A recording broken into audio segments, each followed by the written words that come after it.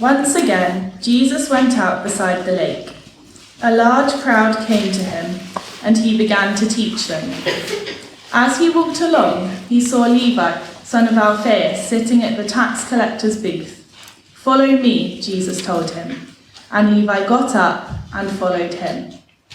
While Jesus was having dinner at Levi's house, many tax collectors and sinners were eating with him and his disciples, for there were many who followed him. When the teachers of the law, who were Pharisees, saw him eating with the sinners and tax collectors, they asked his disciples, "Why does he eat with tax collectors and sinners?" On hearing this, Jesus said to them, "It is not the healthy who need a doctor, but those who are ill.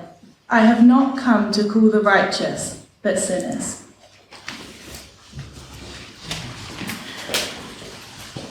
Thank you, Bethany. If I could add my welcome to Orlando's. Let me just stop this from moving.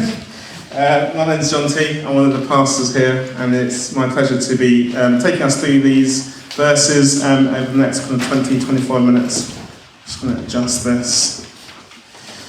Thank you very much. If you keep it open, that'll probably help you and help me as we take a look at these verses. Now, I was a teenager in the 1990s. I think the 1990s was a fantastic decade. If those of you, many of you weren't there, let me just paint a picture. In the 1990s, the Labour Party was cool, believe it or not. No, they were. Oasis were in their heyday, and many of us spent far too long watching one particular programme in particular, which is Friends. Now, has anyone here ever watched an episode of Friends? A few of you, okay. Well, I know I wasn't the only one, because when the series finale aired in May 6th, 2004, it was watched by over 52 million American viewers, making it the fifth most watched series finale in television history. 14 years later, 2018, Friends was the most streamed show in the UK and topped US charts. And even today, 20 years after it finished, Friends continues to generate approximately $1 billion of revenue every single year. I think it's arguably one of the most successful TV programmes in history. And if you have watched it, as many of you have, it's obvious why. Great scripts, great characters, lovely people, beautiful people living their carefree, work-shy lives. Now, I loved it, we loved it, which is why it was a shock when we heard that Matthew Perry, who played Chandler Bing, died a couple of years ago. Now, I've talked to a lot of people about this, because recently I've listened to his an audiobook of his biography, and it was narrated by him, which is particularly chilling given that he has passed away. I've mentioned this before from the front. I think what was particularly chilling for me was just how self-destructive someone can be despite having so much to live for. Basically, since his 20s, he'd been killing himself slowly with his addiction to cigarettes, alcohol and drugs. All the way through Friends, he was battling addictions. It was shocking how empty someone's life can be, despite having the career, the life, the girlfriends, the houses that many people would die for. In a way, it reminded me just how fake the kind of celebrity lifestyle is. You have no idea what their lives are really like. It's interesting, the high point of his career, probably the high point of the show, his wedding to Monica, actually he barely made it through that shooting. They had to drive him from his rehab, where he was at the time, kind of managed to get him together somehow, drive him to the studio. He just about filmed it, and then they drove him back to rehab. He barely made it through. Anyway, this book is called Friends, Lovers, and the Big Terrible Thing. And in the book, he talks about the big terrible thing as his addiction. But the real big terrible thing, the thing that he used the drink and the drugs and the girls to medicate against, was this deep aching sense that he had that he wasn't enough. It started when he was kind of young, 3, 4, 5 maybe. His parents broke up, He lived with his mum in Canada. She was secretary to the Prime Minister, and she was always busy. Dad moved to the US to pursue his own acting career, and Matthew would only see him occasionally. And Matthew recalls that when he did go to see his dad in America, he'd be put on a flight all by himself as a 5-year-old. And round his neck would be this sign, unaccompanied minor. And that feeling of being alone, being scared, being labelled unaccompanied, that sign might as well have read unloved minor, because that's how he felt. And he never let that go. Even when he was one of the most famous people on the planet. Even when he was dating Julia Roberts. They went out for months, they fell in love, but he broke up with her, scared that she'd see past the charm and the money and see the real Matthew Perry, the flawed, scared, broken Matthew Perry. In his words, he says, I wasn't enough. I could never be enough.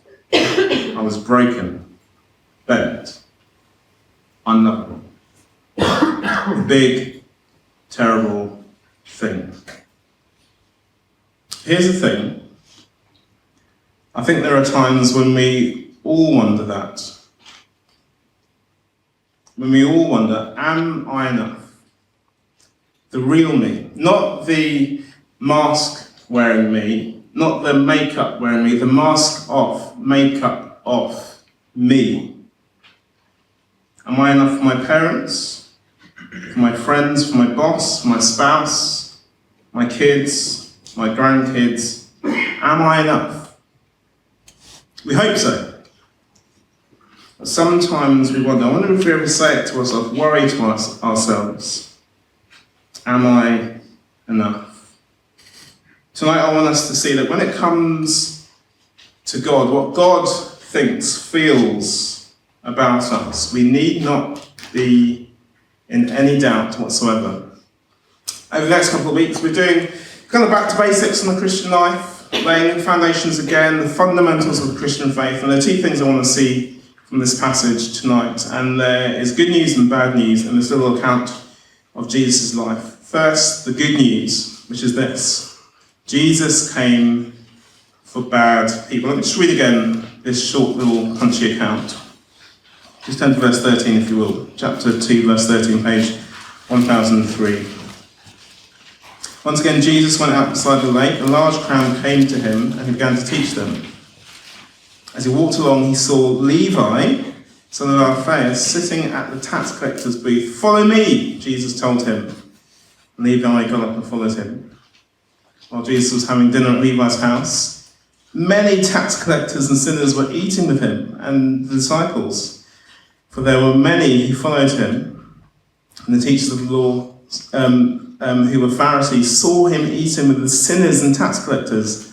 So he asked his disciples, "Why does he eat with tax collectors and sinners?" On hearing this, Jesus said to them, "It's not the healthy who need a doctor, but those who are ill. I've not come to call the righteous, but sinners." One thing is clear from this account: Levi is not a good person. 4 times reminded that he's a tax collector, verse 14, verse 15, verse 16. 3 times reminded that you can put tax collectors and sinners in the kind of same mental category, in the same way that you might put loan sharks and pimps in the same mental category. Tax collectors and sinners, they're not good people. Why are they so bad? Well, they were Jewish people collecting tax from their fellow Jews on behalf of the occupying Roman authorities. And they often added their own little tax onto the Roman tax. And so tax collectors were a cross between, say, drug dealers and double agents. A cross between hood-wearing traitors and hedge fund managers. They're rich and they're disloyal. And history tells us that their fellow Jews despised them. Some of them saw them as being ritually, kind of spiritually unclean from all of their dealings with the Romans. Some of them saw them as being spiritually compromised. Some of them, we're told, felt like it was okay to cheat a tax collector because they weren't worthy of your kind of honesty. Like lying to the Nazis, it's okay because they're just tax collectors. Some of them were banned from synagogue life. You get the picture, they were bad, they were scum, they were vile. And yet everything in this passage says that Jesus was interested in Levi. He wanted to know him. Jesus cared for him. I think as many of us are familiar with something of the Christian faith, and so we're kind of familiar with stories about Jesus hanging out with waifs and strays, and we're kind of comfortable with that. Of course Jesus hung out with the waifs and strays, that's what Jesus does. And yet for Jesus to hang out with waifs and strays is something that we ought to never be comfortable with. This is one of the most wonderful things about Christianity. It's one of the most wonderful things about Jesus. That when God turns up in the person of Jesus and he walks this earth, the creator and the sustainer of all, the king of all, the lord of all, the judge of all, when he's on this earth, someone who would become the most influential, most brilliant, most famous, most remarkable man in the history of the human race, when he was on this earth, what did he do?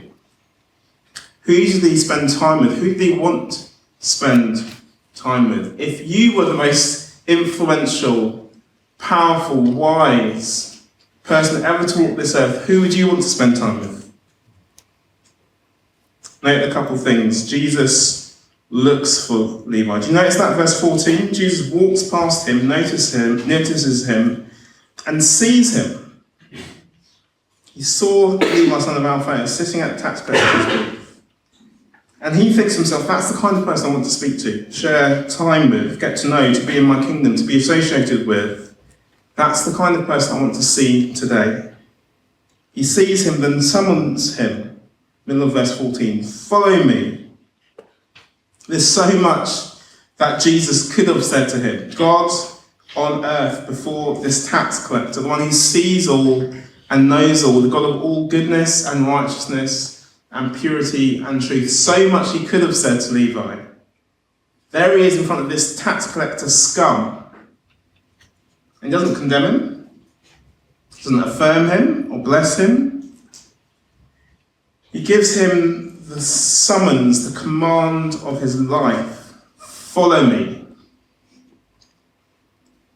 And it's a summons which was full of compassion and expectation and grace. It was a command that would change his life. Follow me, not just let's go for a walk, but I want to know you, I want to lead you, I want to show you how to do life, I want to turn your life upside down, or better, I want to turn your life the right way round. It's not going to follow God or follow Moses. He has the audacity to say, follow me.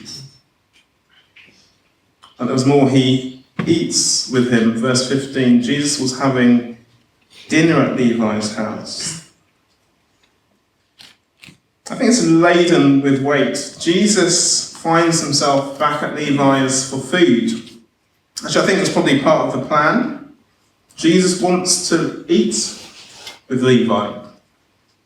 Why? Well, I think, as in the ancient world, so it is today. For many cultures, to eat with someone has significance, doesn't it? It's not just an act of welcome. Think about it. Eating with someone, well, it takes a bit of time. It's quicker than a chat or maybe a drink. It's kind of messy, it's noisy, it's long, it's personal. There's time to chat, time to relate. It's something that everyone of practically every culture can hear and understand and see the significance of. It's one thing to share a message with someone. You're just going to tell them about your faith. It's another thing to bring them to a building like this to hear something about the Christian faith. It's another thing to have them into your home. What does it say? It says that Jesus wants to talk with him, laugh with him, spend time with him. He wants to connect with him. He wants to get to know him. He wants connection kind of on a level. My dad used to be a minister. He's still alive, but he's no longer a minister. And he spent a lot of time ministering in Jamaica, which he enjoys.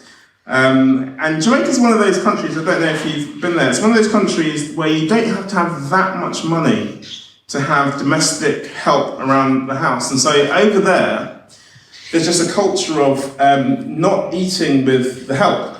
Like they eat kind of separate, they kind of after they've served you or before they've served you, and they eat somewhere else.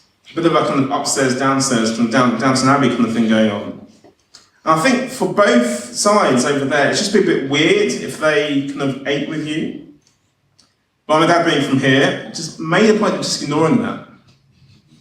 Why? Well, partly because he just ignores things generally, but also because to eat at the table together, it says something, doesn't it? For him to say, actually, no, come sit with me, it's a way of honouring that person, dignifying them. I think there's something of that here. Jesus saying, look, I might be the teacher, I might be the rabbi, I might be the Messiah, I might be the king, I might be God himself. I want to eat with you. Laugh, drink, debate with Levi and the lads from the tax collector's office. Scandalous. And so no wonder the religious leaders are gobsmacked. They ask the question everyone's thinking that no one has the courage to ask. Actually, they don't have the courage to really ask him. Who do they ask? Verse 16. The disciples. Why does he eat with tax collectors and sinners? Why does he eat with them? Why does he eat with them? And it's a good question. Jesus overhears the conversation, verse 17. It's like he can't help himself. He could have just ignored them, but this was his chance. He takes the bait, but I reckon actually this is what he was aiming for the whole time. He wants them to know, he wants us to know, he wants the world to know that he came for people just like them. Isn't verse 17 just so astounding? On hearing this, Jesus said to them, look, it's not the healthy who need a doctor, but those who are ill. And I have come to call the righteous, not the righteous. Sorry, I have not come to call the righteous, but sinners.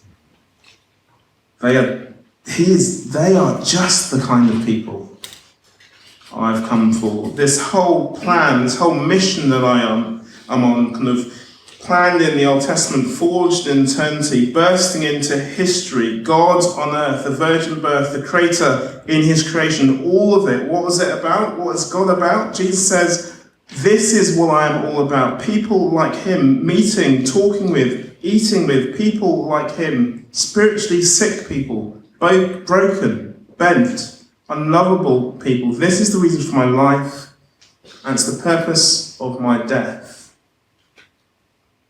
There's another verse which is very similar to Mark chapter 2. It comes in Mark chapter 10. It's almost the climax of the whole gospel, where Jesus says this, for even the Son of Man did not come to be served, but to serve, and to give his life as a ransom for many. The Son of Man, Jesus' favourite term for himself. I didn't come to be served. I came to give my life as a ransom for many. If you put these two statements together, I came to call the righteous, I came to give my life as a ransom for many. You see that Jesus' commitment to people like Levi, well, it will cost him his life. His death for sins is the medicine that people like Levi need to take, that they might be healed. And that's the whole point of his coming. Jesus came for bad people. And so maybe you're here and you think that there might be something to this Jesus figure, but you think it might be just too much for you. Maybe because of the life that you've lived. You think Christianity can't be for you. God can't want people like you. Church, heaven can't be for people like you. People with your past, your sin, your record, your pain. Jesus wants to say you couldn't be more wrong. You're exactly the kind of person that Jesus has come for. People who are broken, who are frail, who are bent, who think they're unlovable. In some senses, you'll never be enough for him. And yes, sin matters, but Jesus came that he might be enough for you, and he has died to cleanse you from your sin. I'm not a massive art buff, but I do love Caravaggio's painting of this. By the way, Levi is probably Matthew, the guy who wrote the Gospel. If you look at Matthew's account of his calling by Jesus, it's exactly the same as this. It's probably the same people. Matthew's probably his kind of Greek name that he uses when speaking with the Romans, and this is his kind of Jewish name. And this is Caravaggio's painting of the calling of Matthew. And I wonder if you can guess who Levi is. There's Jesus with the kind of almost halo in the far right there. I wonder if you could guess which one is Levi. The art boffins say, by the way, notice how everyone's wearing from 16th century Italian gear there, slightly updated. That's one thing that's interesting about it. The second thing is that it's not clear who Levi is. It's probably this guy, pointing to himself.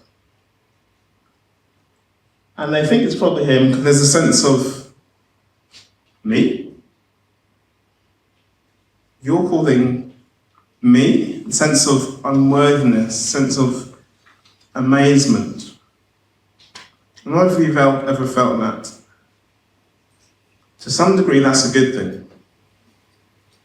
I just think my past, my sin, my pain. Truth is that this side of heaven there will always be a doctor-patient dynamic to our relationship. Because of the cross, the penalty of sin is gone, and the power of sin is gone, but the presence of sin will always be there. And to people who are aware of their sin and struggling with their sin, Jesus says, you are exactly the kind of person that I came for, exactly the kind of person I shed my blood for. Jesus came for bad people. This side of heaven, there'll be times when you're deeply aware that you're not what you want to be, not what you know you should be. Underneath that. Not what you know you should be, not what you hoped you would be, not what you've been praying that you might become. And the question is, where do you go with that? What do you do with that? How do you medicate that angst, that anxiety? How do you process that, cope with that? The message of Mark 2 is very simple. Don't run from him, run to him. He's a doctor who loves to heal, not an examiner looking to fail you. He's a doctor who loves to heal. He knows your sin. He can cope with your sin. You can't shock him. You can't overwhelm him. He died for your sin. He has dealt with your sin. One day he'll finally deal with your sin. He understands. He cares. He loves. He wants you. It's great news. Jesus came for bad people.